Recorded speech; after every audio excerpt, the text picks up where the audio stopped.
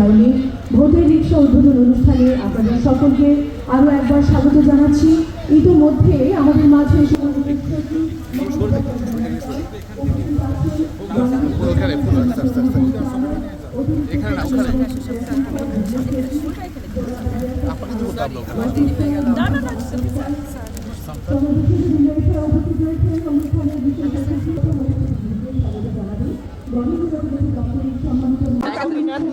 আপনি আমার ঠাট শাসলাম কি দিব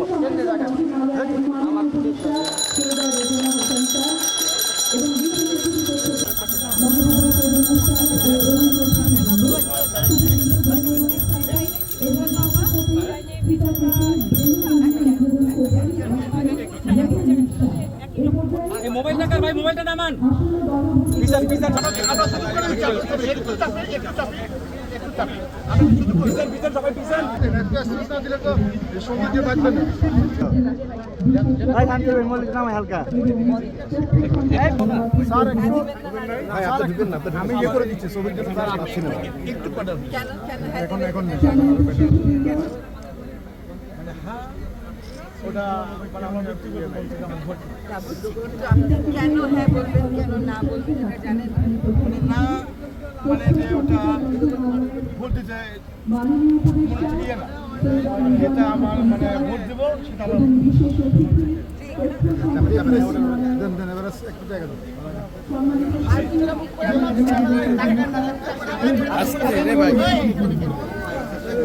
কোন এলাকায় ভোট দেন?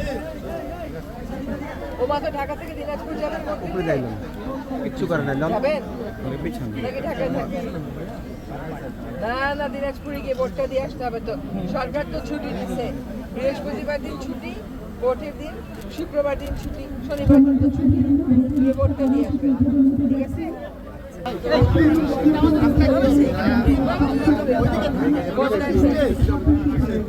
কোন জায়গাতে নাম আছে?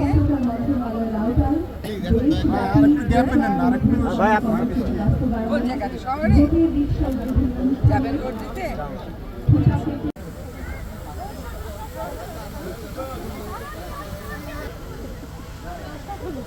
ব্যক্তিগত পর্যায়ে আপনি কোনো একটা রাজনৈতিক দলের মতাদর্শ বিশ্বাস করতে পারেন, আপনি মনক্ষুণ্ণ হতে পারেন, আহত থাকতে পারেন, আপনার রাগ থাকতে পারে, কিন্তু এই গণভোট হচ্ছে জাতীয় স্বার্থের প্রশ্ন। এইখানে দলীয় স্বার্থ বা ব্যক্তিগত স্বার্থ দেখলে চলবে না।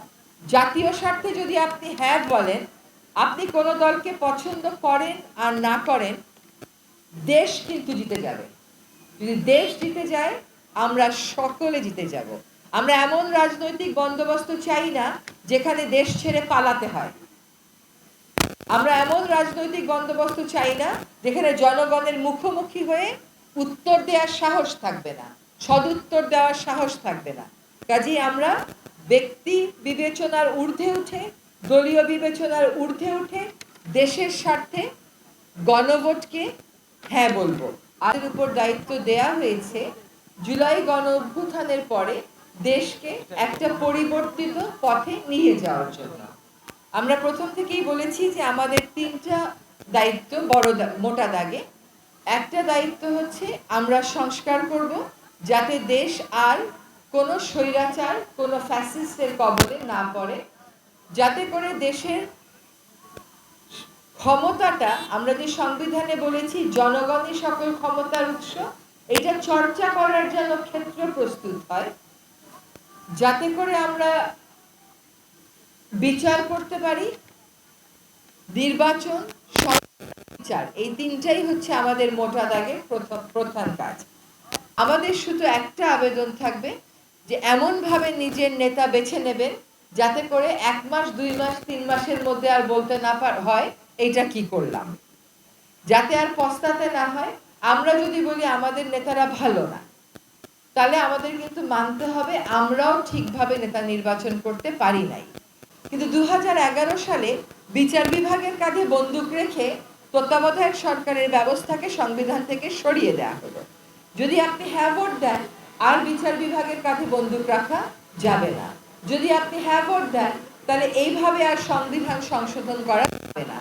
দেশে 4 মিনিটে সংবিধান সংশোধিত হয়েছে, 4 মিনিটে আইন প্রণীত হয়েছে, এটা তো আমরা চাই না। আমরা চাই জনগণ জানুক যে আমরা তাদের পক্ষ হয়ে কি কাজটা করছি। এখানে হ্যাঁ ভোট দেই, তাহলে কি হবে? প্রশাসনের লোক নিয়োগের ক্ষেত্রে সরকার একা একা বসে বসে লোক নিয়োগ করতে পারবে না, ওইখানে বিরোধী দলেরও একটা ভূমিকা থাকবে। ডেপুটি স্পিকার হবে বিরোধী দল থেকে, তাহলে নিজের ইচ্ছা মতন সংসদে দাঁড়িয়ে দাঁড়িয়ে নিজের পছন্দ মতন লোককে দিয়ে গান গাওয়ানো যাবে না, ব্যক্তি পূজার জায়গা বন্ধ হবে। প্রশাসন শক্তিশালী, আমাদের প্রতিষ্ঠান শক্তিশালী হবে। সংসদ তো একটা প্রতিষ্ঠান, ওখানে গান গাওয়ার জন্য, ব্যক্তি পূজা করে গান গাওয়ার জন্য তো আমরা কাউকে সংসদে পাঠাবো না। তো সংসদ প্রতিষ্ঠানকে শক্তিশালী করতে হলে বিরোধী দলকেও ক্ষমতা দিতে হবে। সেই ক্ষমতাটা এখানে আপনারা দিয়ে দেবেন, আপনারা হ্যাঁ বলেন। আপনার 18 বছরে ভোটাধিকার প্রয়োগের কথা, আপনার 38 বছর হয়ে গেছে, আপনি এখনো পর্যন্ত কোনো ভোটই দিতে পারেন নাই। কারণ এমনই এক গণতান্ত্রিক, তথাকথিত গণতান্ত্রিক রাষ্ট্রে আমরা ছিলাম যে ওরা নিজেরাই নিজেদেরকে জয়ী ঘোষণা করতো। সেই দিনের আমাদেরকে অবসান ঘটাতে হবে। শেষ যে সংবিধান পরিবর্তন 300 জনে মিলে, তার মধ্যে 200 পেলেই তো সংবিধান পরিবর্তন করে ফেলা যায়। নির্বাচনের আগে যেমন আপনার সাথে কথা বলি, পরে যখন নির্বাচিত হয়ে যাই অত কথা তো আর বলি না। হবে না, আসলে ভিত্তিতে হবে, ওইটা পরবর্তীতে রাজনৈতিক দলরা ঠিক করবে। তখন কিন্তু ওই উচ্চ পক্ষ থেকেও আপনার সম্মতি নিতে হবে। ওই 4 মিনিটে আইন আর 4 মিনিটে সংবিধান আর করা যাবে না। এই সমস্ত হচ্ছে মোটা দাগে হ্যাঁ বলা। আজকে পিছনে এমন কিছু প্রজন্ম আছে যে প্রজন্মের কেউ কেউ হয়তো এই প্রথমবার ভোট দেবে, অনেকেই ভোট দেবে না। ভোট দেওয়াটা কেবল একটা অধিকার না, কিন্তু এটা একটা দায়িত্ব।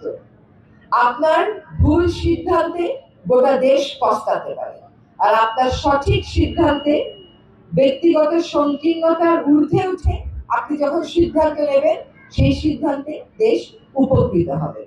নতুন যারা ভোটার আছেন আর যারা এবার ভোটার না কিন্তু পরের বার ভোটার হয়ে যাবেন, একটা কথা মনে করাই, আজকে যার বয়স 38 সে হয়তো জীবনে কোনোদিন ভোটই দেয় নাই। কারণ 2014, 18 এবং 24 এবং 2009 পর থেকে এমন প্রহসনের সব নির্বাচন হয়েছে যে এমনকি স্থানীয় সরকারেও হয়তো মানুষ ভোট দেয় নাই। তাহলে আপনি ভাবতে পারেন, যেখানে আপনার 18 বছরে ভোটাধিকার প্রয়োগের কথা, আপনার 38 বছর হয়ে গেছে, আপনি এখনো পর্যন্ত কোনো ভোটই দিতে পারেন নাই। কারণ এমনই এক গণতান্ত্রিক, তথাকথিত গণতান্ত্রিক রাষ্ট্রে আমরা ছিলাম, ওরা নিজেরাই নিজেদেরকে জয়ী ঘোষণা করতো। সেই দিনের আমাদেরকে অবসান ঘটাতে হবে। শেষ কথা হচ্ছে, ব্যক্তিগত পর্যায়ে আপনি কোন একটা রাজনৈতিক দলের মতাদর্শ বিশ্বাস করতে পারেন, আপনি মনক্ষুণ্ণ হতে পারেন, আহত থাকতে পারেন, আপনার রাগ থাকতে পারে, কিন্তু এই গণভোট হচ্ছে জাতীয় স্বার্থের প্রশ্ন। এইখানে দলীয় স্বার্থ বা ব্যক্তিগত স্বার্থ দেখে চলবে না। জাতীয় স্বার্থে যদি আপনি হ্যাঁ বলেন, আপনি কোন দলকে পছন্দ করেন আর না করেন, দেশ কিন্তু জিতে যাবে। যদি দেশ জিতে যায়, আমরা সকলে জিতে যাব। আমরা এমন রাজনৈতিক বন্দোবস্ত চাই না যেখানে দেশ ছেড়ে পালাতে হয়। আমরা এমন রাজনৈতিক বন্দোবস্ত চাই না যেখানে জনগণের মুখোমুখি হয়ে উত্তর দেওয়ার সাহস থাকবে না, সদুত্তর দেওয়ার সাহস থাকবে না। কাজে আমরা ব্যক্তি বিবেচনার ঊর্ধ্বে উঠে, দলীয় বিবেচনার ঊর্ধ্বে উঠে দেশের স্বার্থে গণভোটকে হ্যাঁ বলবো। গণভোটে ব্যালট পেপারের রংটা হবে গোলাপি, সেখানে হ্যাঁ থাকবে না থাকবে আমাদের উদাত্ত আন্তরিক আহ্বান, আপনারা গণভোটে হ্যাঁতে সিল দেবেন। ধন্যবাদ।